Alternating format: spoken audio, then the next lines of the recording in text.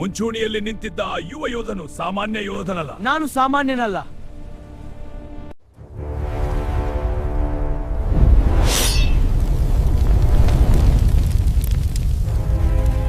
ಇದು ಸಾಮಾನ್ಯ ಯುದ್ಧವಲ್ಲ ಎಂಬುದು ಇದು ಕೇವಲ ಸೇನೆಗಳು ಕಾಮು ಸೇನುವಾಗಿದ್ದಾಮ.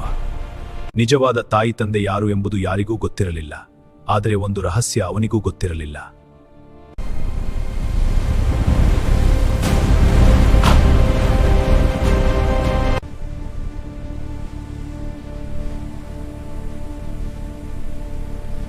ಅವನ ಲಾಕೆಟ್ ಸ್ವತಃ ಹೊಳೆಯಲು ಸಾವಿರಾರು ಯೋಧರ ನಡುವೆ ಆ ಶಕ್ತಿ ತನ್ನ ನಿಜವಾದ ಸ್ವಾಮಿಯನ್ನು ಗುರುತಿಸಿತು.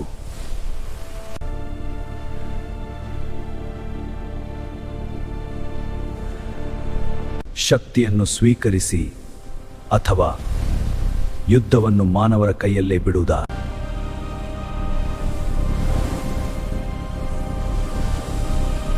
ಗಾಳಿಯೇ ಉರಿಯುವಂತೆ ಬಿಸಿ, ನೆಲ ಕಂಪಿಸುವಷ್ಟು.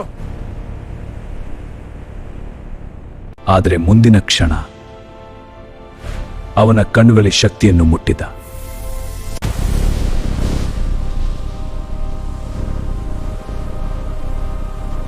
ಅವನ ದೇಹ ನೆಲದಿಂದ ಸ್ವಲ್ಪ ಮೇಲಕ್ಕೆ ಎತ್ತಲ್ಪಟ್ಟಿತು. ಅವನ ದೇಹದೊಳಗೆ ಬೆಂಕಿಯ ನದಿ ಹೊಲುತ್ತೆ.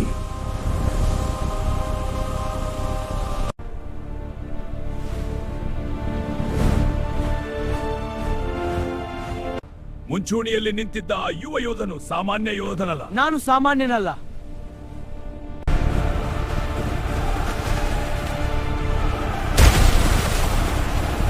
ಆ ಬಿರುಕಿನೊಳಗಿಂದ ತಮ್ಮ ಹೋರಾಟವನ್ನು ನಿಲ್ಲಿಸಿ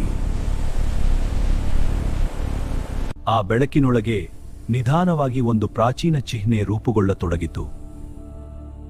ಆ ಕಾರಣಕ್ಕೆ ಒಂದು ಭವಿಷ್ಯವಾಣಿ ನುಡಿದರು, ಒಂದು ಭವ್ಯವಾದ